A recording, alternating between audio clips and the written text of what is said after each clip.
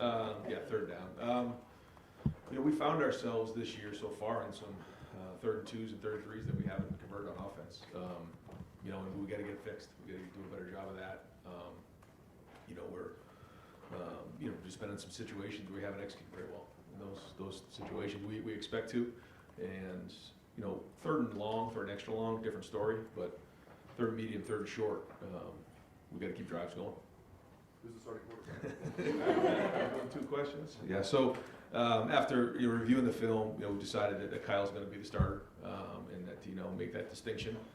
We still plan on playing Devin, but we feel like Kyle has really stepped up to and deserves to be the starter. So we're going to go ahead and make that distinction. All right, fourth row right, Cameron T. Robinson, the Athletic. Ron, you looked at the film. What stood out about Kyle for you to make that decision? Yeah, just the overall consistency that I think he's been playing with. He made some nice throws. He kept the offense going. He came out of the gates playing efficient football, and that's what we're going to look for moving forward. But I would just say overall consistency. Sometimes like the outside narrative is that like it's just Youngstown State, but when you have a quarterback who's made his third career start, seeing even just incremental progress, right. What does that do for his confidence? Yeah, I think it's building. You can see, I think, regardless of the opponent, when you play in Ohio Stadium, and you get your second start, you have to see how people are going to react. I thought he was much more poised in this game than the first one, and I think that's natural. So again, we'll see if we can build on that. But like you said, bigger challenges ahead. Far right, Adam Cape, WBNS. What will Devin's role be moving forward? Do you know? Do you want to get him out there still scheduled drives, or is it just you get a chance? Yeah, we'd like to. We'd like to get him out there and play. I think it depends on the opponent. Depends on the strategy. There's a lot that'll come into play each week. I don't think it'll be something that we do the same thing every week, but we'll look at the opponent. We'll look at the situation. We'll look at the schematics of it all and see where he fits. How important is this week for Kyle to get out there and have one full game as the starter before going south? I think it's important for everybody to play well this week. We have to keep upgrading and keep playing. Kyle's no different, but I think we all want to have a great week of work, and we all want to keep getting better. And now we're getting into game 3, so want to keep building and growing. I think it's a really important week for us. Fifth row right, Spencer Holbrook, Letterman Row. Right, when you reviewed the film, what did you like from the offensive line, and what still concerns you about those 5 days? Yeah, I thought the protection overall was solid. I think they gave Kyle some good time. Got to keep building on that. I thought their effort and their finish was much better, and there was some good plays where I thought we came off the ball, but again, overall consistency is something that we're working on, and we got to get better. But there was some improvement there, but we expect on 3rd and 1, 3rd and 2, 3rd and 3 to execute, to get first downs, and there was a couple penalties in there as well, so got to clean those things up. For Josh specifically, he shows progress in blocking, but then has the penalties. How do you keep his mind right and make sure that he knows that hey, you're still on track to do some things that we want you to do? Yeah, it's constant communication, and that's on us as coaches to make sure that we're doing the right things that he can do, and allowing him to play free and not worry about making mistakes, but at the same time think clearly and be able to put his best foot forward, put his best play on the field. If we're doing too many things, we got to cut back. If we're not doing enough to put him in a situation to be successful, then we have to look at that. And he has to just keep growing. But the more he plays, the better he's going to be. The talent's there. Far right, Rob Aller, Columbus Dispatch. Ryan, you've expressed some frustration several times now about the shortening of the game, the fewer the plays. That's not changing. If you had a chance to talk to your staff about what can you do differently to take advantage of this? I think it's just on a week-to-week basis. I think we're in for a different challenge this week. This week you're going to see a team that throws the ball a lot more, plays faster, different challenge. So we'll just take it on a week-to-week basis. And listen, the bottom line is, if we get off the field or we convert on third downs, then we'll move more efficiently, and that's going to be the goal. But we do talk about what teams' goal is on each side of the ball and how they plan to attack us, and so we have to adjust and adapt based on who we're playing. And this week will be a different challenge. You said also that it's guys deserve to play. That's got to be hard as a coach when guys don't get to play. And how hard hard is that? Can you describe talking to guys that don't even get in a game because mainly of this shortened game? Yeah, I think they understand, but they want to get on the field. They came here to play, and you know, we want to get them in the game, and you know, the guys that deserve to. You know, there's some guys that are still young that are working their way up, and the goal is that by the end of the season we have, you know, really good depth at all positions. And so that's where the growth during the season and the work that we have to put in. We're going to be a lot different team now than we are in a couple weeks, and vice versa. So, you know, I think that it's going to be important to try to get as many guys in the game as we can. But at the same time, you know, we gotta get the guys who are starters and the first string guys in there to get enough reps to continue to build. Second row right, Bill Landis, Rivals, the podcast. Ryan, is there anything that can make an offensive line sort of more adept to zone schemes versus gap schemes, or vice versa? And have you observed anything about your line relative to that in these first two games? Yeah, I think it's a good question. Some teams, like you said, some guys are built more for gap schemes. You know, they're just the size of the guys. You know, usually the bigger, stronger guys are a little bit more of the gap schemes. You know, more athletic teams usually do a little bit more of the zone schemes. I think our guys can do both. I think they have the size and the athleticism to do both. And when you can change up what you're doing against the defensive line, where, you know, one time you're down blocking on them, the next time you're really, you know, zone reaching them and creating space, you're putting them in stress. But then it's only if we're fitting them up right, and we're hitting them right. I do think there was some good hits on Saturday. I do, but not nearly consistent enough. It seemed like compared to the Indiana game, maybe you guys were a little more inside run focused against Youngstown State. Is that just a product of the opponent, or are you just trying to work through some stuff? Is that perhaps something you think you guys might do better? Like, what was the thought process? Once in a while, you got to just say, hey, we're gonna run the ball at the middle and make 4 yards, and then do it again. That's part of growing a team and building a team. I thought, you know, we did a nice job a couple times of getting the ball to the perimeter and creating some explosive plays, but ultimately, you know, we also have to run the ball inside the tackles. So there's a little bit of both going on there, especially in a game early in the season. Fourth row middle, Tony Gertman, Buckeye Huddle. Ryan, in the process of getting your starting quarterback, how much of an impact do you think that has had on third downs and offensive efficiency? Yeah, I mean, the quarterback is a huge part of that. As we know, the quarterback really gets judged on third down in the red zone. Opportunities to throw the ball down the field, you know, play action, you know, to create explosives, decision making. But yeah, I mean, that's going to be a big part of it, and the timing and all that. But I think that there's been enough this year in that third and medium, 3, 4, 2 that we haven't converted on that we got to help them with. Has that been more of an offensive line thing, or like what?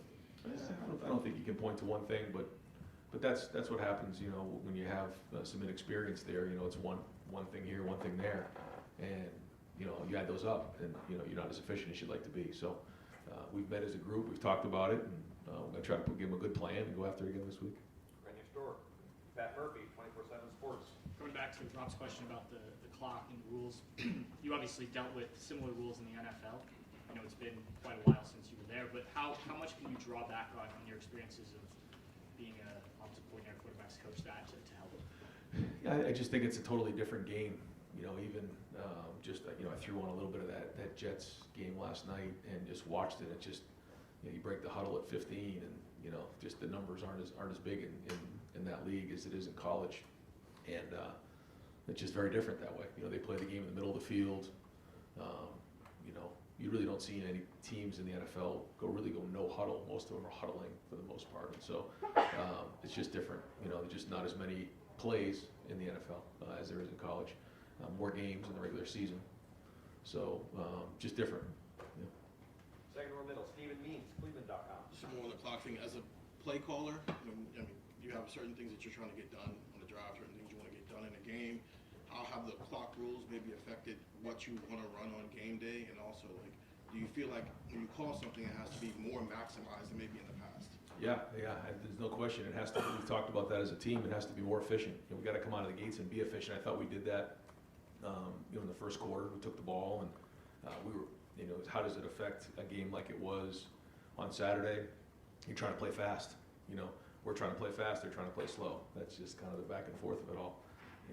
You know, when we start getting into, you know, some different games down the road, that's not gonna be the focus. You know, the focus will be on winning the game, but, you know, yeah, we tried to get as many plays as we possibly could. So your number is just your efficiency numbers are maybe down from the last couple of years. It's only 2 game sample, so I can understand that. But is the lack of efficiency just trying to adjust to the clock situation, or is that an execution problem? I just think that there's less at bats right now, and it's also based on our opponents and the way that they played the game. You know, it's a little bit probably like playing, you know, some of the service academies. You know, they're running the ball, and that's smart by them. It's good by them. It's just a different style of game. You know, I think about maybe some of the games in the past that we were playing against no huddle teams that threw it, sort of like the team that we're going to play this week. So it'll be, you know, it'll be a different feel, we think, this week if things go as planned. Third row left, Dan Holt, 11 Warriors. Ryan, and for 2 games, the defensive ends haven't had any sacks. Is there anything you're seeing on film of just why they're not being able to get to the quarterback right now? Again, I think it's just going to be a different situation this week with Western Kentucky. They're going to throw the ball a lot more than our last 2 opponents, and you know they're going to play fast and try to spread us out. I think they do an excellent job. I mean, it's going to be a big challenge for our defensive line. It's going to be a challenge for our defense. You know, they do a great job on defense and try to change up the look. So schematically, we'll get stressed out. So I mean, this is a good challenge for us, and I think we'll have a better feel about that coming out of this game. How important do you think it is for the success of this defense going forward for those guys to be getting pressure on a consistent basis? Yeah, everything starts up front on both sides of the ball, and you know, one of the things that, you know, the defensive line, Larry takes a lot of pride in getting the pressure on the quarterback. So this will be an opportunity this week doing that because of how much they throw the football, and they have a really good quarterback and a really good scheme. So you know, it goes hand in hand with the coverage. You know, I mean, if the coverage is really strong, then you know, the quarterback has to throw the ball or hold the ball longer. You know, if the coverage is loose, the ball comes out a little sooner. You know, and it's the same thing with the line. You know, they have to, you know, rush. You know, if they're not getting to the quarterback, he can hold on to it longer. You know, they have to work together. And so, you know, again, different approach this week than what we've seen in the last couple. Far left, Whitney Harding, WCMH. Ryan, you just talked about some of the ways Western Kentucky is very impressive. Of course, you're not going to overlook a team, but with Notre Dame next week and what this Western team can do, how dangerous are they at this point in your season? Well, I think, you know, for us, we know, you know, areas that we have to improve, and we have some guys that haven't played a whole bunch of football, and then we have, you know, some other guys who, you know, really are looking forward to take the next step in their development. So, you know, I don't see it as that at all. You know, we're not there right now. We got to keep building and growing, and in all 3 phases. So I don't see it like that at all. We got a lot of respect for what they do, and you know, watch the way they played Auburn last year, and I mean they'll put stress on us. So you know, we got an opportunity to go out and try to play our best game of the year, and that's really what matters, and then we'll go from there. For those who don't know much about Western Kentucky, what about head coach Tyson Helton and what they do offensively just really impresses you? Probably that they work off of each other. You know, you can clearly see there's a plan on both sides of the ball and what they want to do. They want to throw it and score a whole bunch of points, and the defense, you know, kind of works with the offense the way that they're set up. So impressed with that. You know, they have an identity. Second row middle, Nathan Baird, Cleveland.com. Just to clarify, by naming Kyle the starter, how does that change the practice week? I assume Devin said they were still splitting reps pretty much 50-50 last week. How does that change, and how do you envision that helping Kyle be better? Yeah, well, I think first off, it you know, gives Kyle first off peace of mind that I think, you know, he realizes that he is the starter and he's earned that opportunity. Secondly, he you know, will receive, you know, more of the reps. You know, Devin will still get, you know, reps in practice. He'll get reps with the ones, but you know, Kyle will get a little bit more than he has the last couple of weeks. And I think it's good for the team to have that distinction, to know that Kyle right now is the starter. You said back in spring, or maybe even as early as February, when you were talking about this process, that you were looking for a special trait. What's Kyle McCord's special trait? I mean, I think right now, you know, it would be consistency overall. Just, you know, we've talked about managing the game in terms of making routine plays routinely, not making bad plays worse. And then we'd have an opportunity to go make that play on third down in the red zone. We got to go make it. And I think he's starting to learn how that works, how the game works, the preparation, and those type of things. And if we can keep building on that, then I think you'll see more and more play. Accuracy is another thing that, he's missed a couple throws, but, we see accuracy in him that has a chance to be special as well. Front row right, Austin Ward, Rivals, the podcast. Ryan, when you realized or saw the stat sheet, when you saw Travion's carries, what did you think of that? I would love to see him get more touches, yeah. But then again, when I looked at everybody, I wish they had more, yeah. It's like we spent coming out of the first week like, well, Marvin's got to touch it more, and then week 2, now we're talking about Travion. I realize there are a lot of mouths to feed, and then, the efficiency plays into this as well. How much, when you're building or designing a game plan, do you have it in your mind, X number of touches for somebody? We try to do, let's look at the schematics of it all and figure out, here's a play that we think we run that fits against this defense. We put it up on the board, and then at the end we'll say, okay, how is this all shaken out? Is it heavy one side or another? And what we're not going to do is compromise what's best for the team just to make sure that everyone's touching the ball in a certain game. You saw in the first game, Julian and Cade got a bunch of touches. The next game, Marv got some more, and that's pretty normal of the way it goes. So we try to be aware of it, but at the same time, we're not going to let it affect how we're doing our day-to-day stuff. Front row, Joey Kaufman, Columbus Dispatch.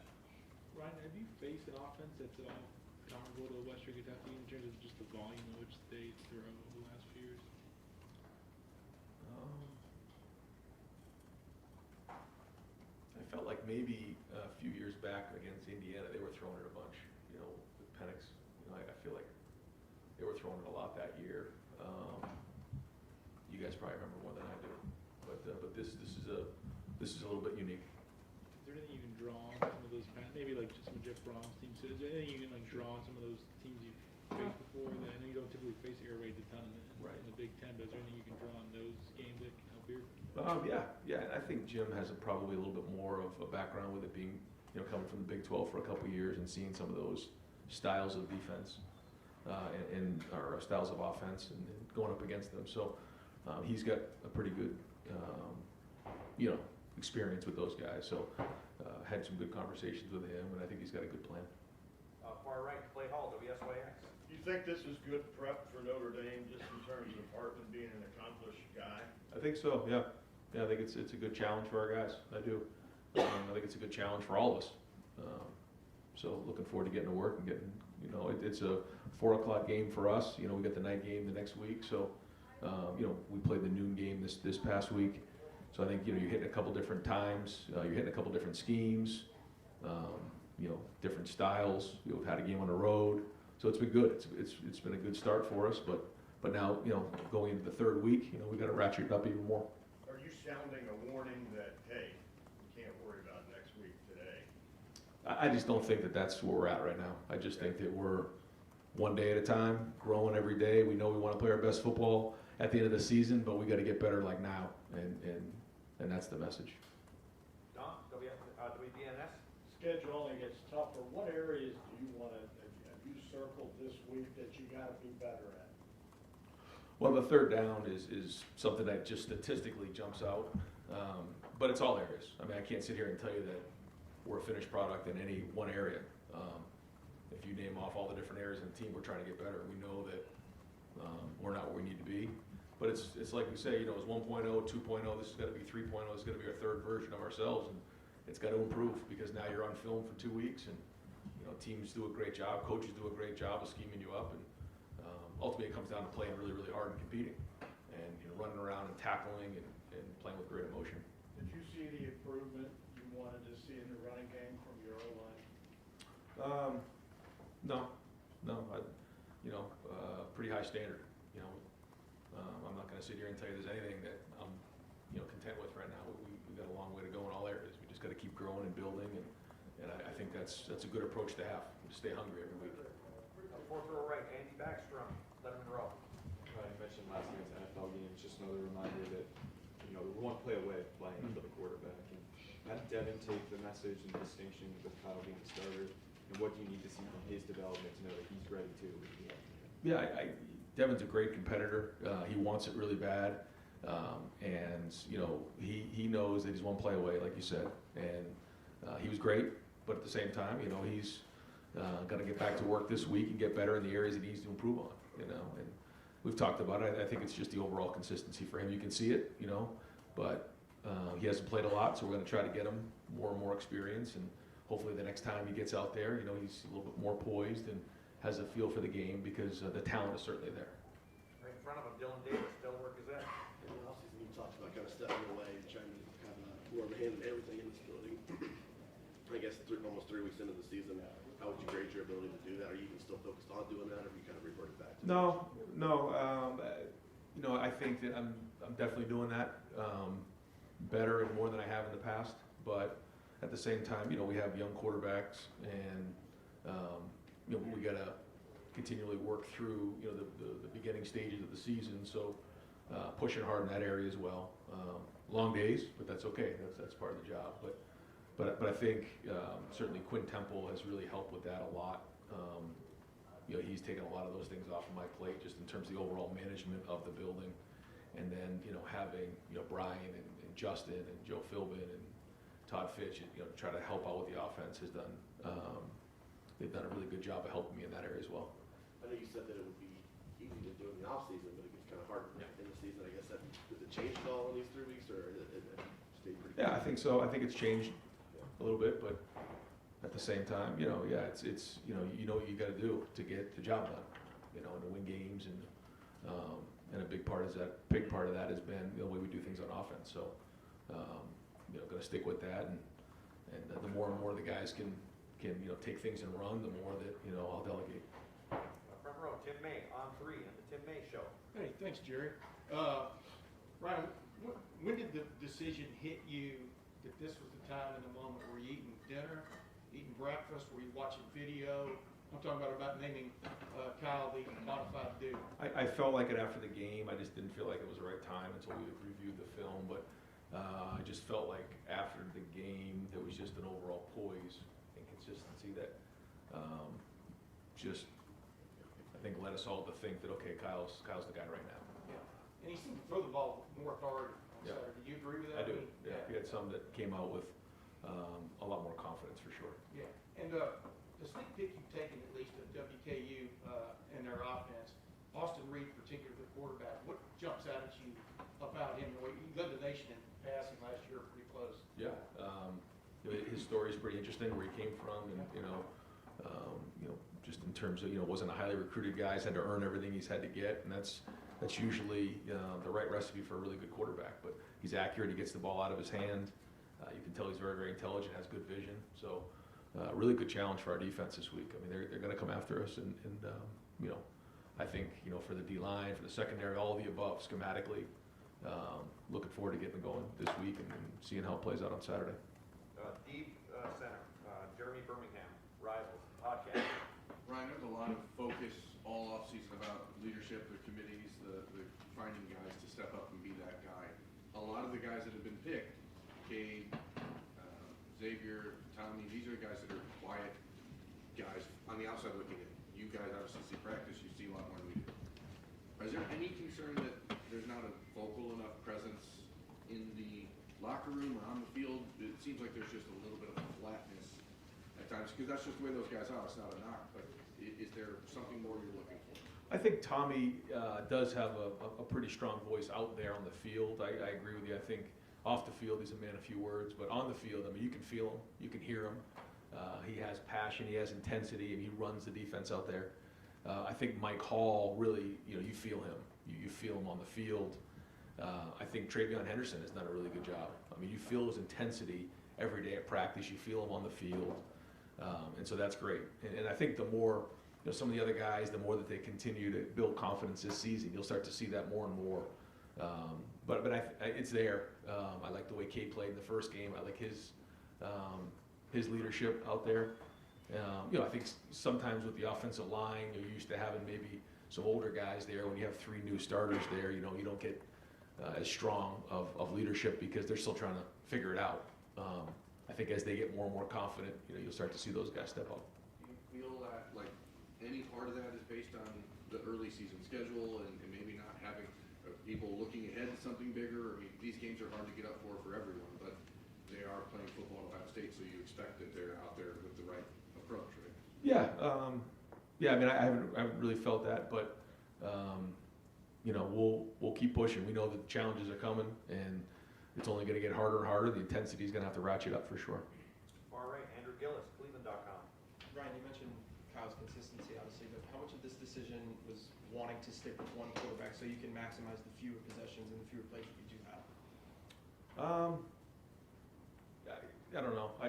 I didn't really look into it that much, but yeah, I mean, the more we can get those guys out there and the more reps they take, I know the better they're going to get. And so yeah, I mean, the more he can play, I see it. You know, I saw the progression from week 1 to week 2, and hopefully we'll see the same progression in week 3. Third row middle, Andy Andrews, 11 Warriors. Yeah, I mean, you've been talking a lot about consistency. I guess, is that, you know, the prevailing, you know, message for the team this week right now? And how do you build consistency through, I mean, practice and just how do you keep working on that? Well, there's a lot that comes with that. You know, first off, there's just, you know, overall, you know, bringing it every day in terms of your physicality. You know, you have the physical part of it. You know, just the rest you have and being physical in practice. You know, this is a violent collision sport. It's a combat sport. So, I mean, you got to physically bring it every day. And you have to be felt on the field. That's the first thing. The second thing is mentally, you have to prepare at a high level. It's like taking a test every day at practice. And, you know, if you're not prepared mentally to go out in the field and, you know, utilize the techniques and the tools or execute the scheme, then, you know, you're not going to be consistent. And then part of that is like the soul and the spirit of it all. It's just the overall, like, you know, I got to bring this thing because, you know, we're competing at the highest level there is in all of sports right now. And so those are the 3 areas where you have to bring it every day. And, you know, we want more consistency in that area. Now, that's not unique to this team, but that is a message. Right behind him, Brendan Gulick, Buckeyes Now on something. Sports-ott. Oh, okay. That thing. That's hilarious. Well, you didn't want me to say what I was saying. We did. You almost, yeah. Well, that's because that was. Yeah. Okay.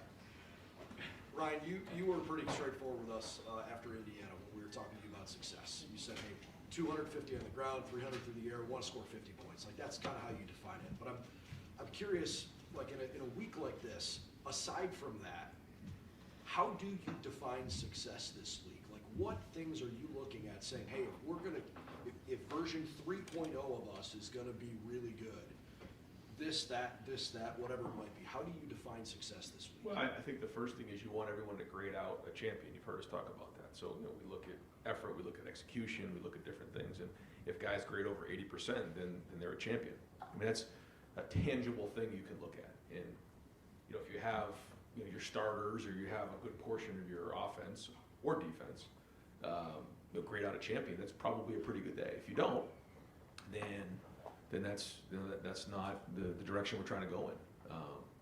So that's the job of the position coaches and the unit coaches and the leaders to make sure that their unit is grading out a champion.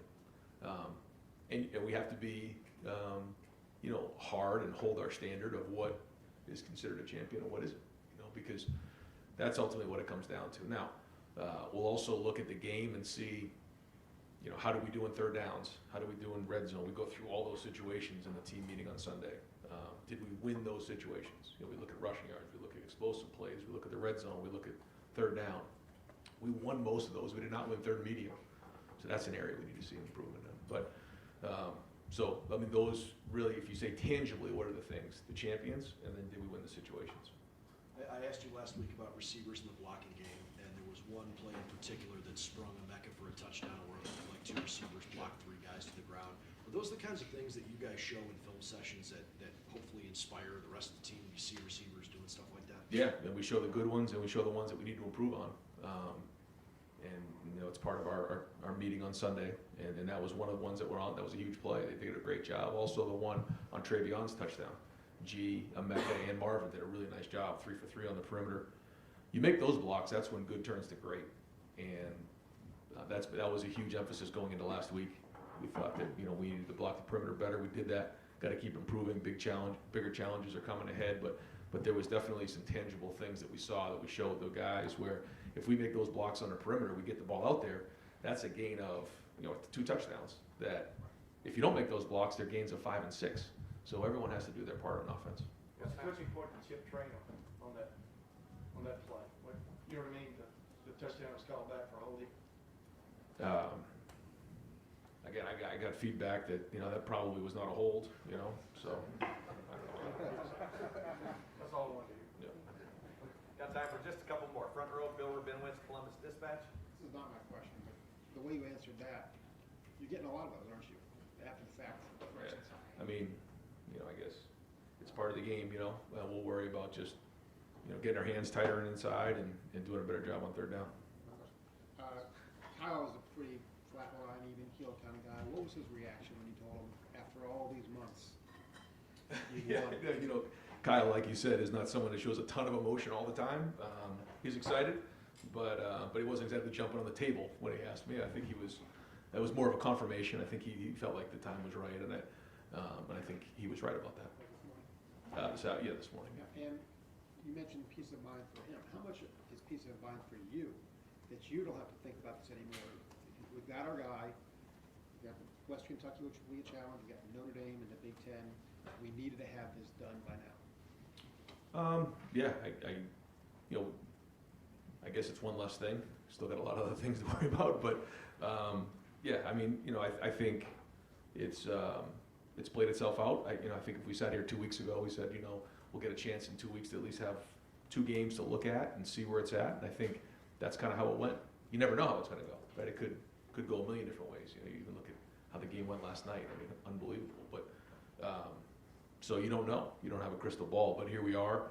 I think it's played out the way. And then there's also practice, and we've seen enough in practice to lead us to believe that this is the right thing to do. And final question, second row, Doug Lameries, Kings of Columbus.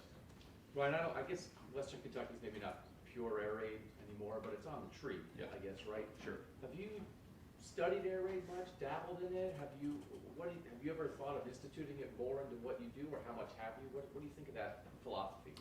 It's an identity. It is. There's pluses and minuses to everything, and they do a great job of creating space and getting the ball out of their hand quickly, and wide receiver screens and the throws off of them, and they're creative about some of their trick things that they do, and so we got to be on our game. They got to challenge us. We look at everybody. I mean, I probably look at too many people, but always looking for great ideas of how teams attack others. But ultimately, you have to get back to what your identity is, and so there's certain things that are trends in different leagues, and certainly in the Big Ten, there's things that and teams and weather and just different things you have to consider. And I know offensively you want to be efficient and explosive, right? Yes. That's a given. But that slider, right? Is it right in the middle all the time? We want to be efficient and explosive, or philosophically, is there a way that you lean? If we're or does that change with your quarterback, with your players, with your team? In the game, yeah. I think all those things you have to consider for sure. Every opponent's different, every situation's different. There's a lot of things to consider, and those are the decisions you try to do the best you can to put your team in the best situation, ultimately to reach your goals. Sometimes it may not be the best thing at the time or seem that way, but you try to do everything you can, and it's our job as coaches to do that. And sometimes you want to see how certain guys are responding. Sometimes you want to see, give somebody an opportunity to prove in a game that they can or they can't. Sometimes you have to be a little bit stubborn in certain areas to find out. And sometimes it's exciting, sometimes disappointing. But that's part of building a team and building an offense and figuring out what you can and can't do. Because like we said, going into week 1 and week 2, you make assumptions. And some assumptions are proven to be true, other assumptions are proven to be wrong, and then you keep building from there. Coach, thank you very much. Thanks, guys. Thanks, Ryan.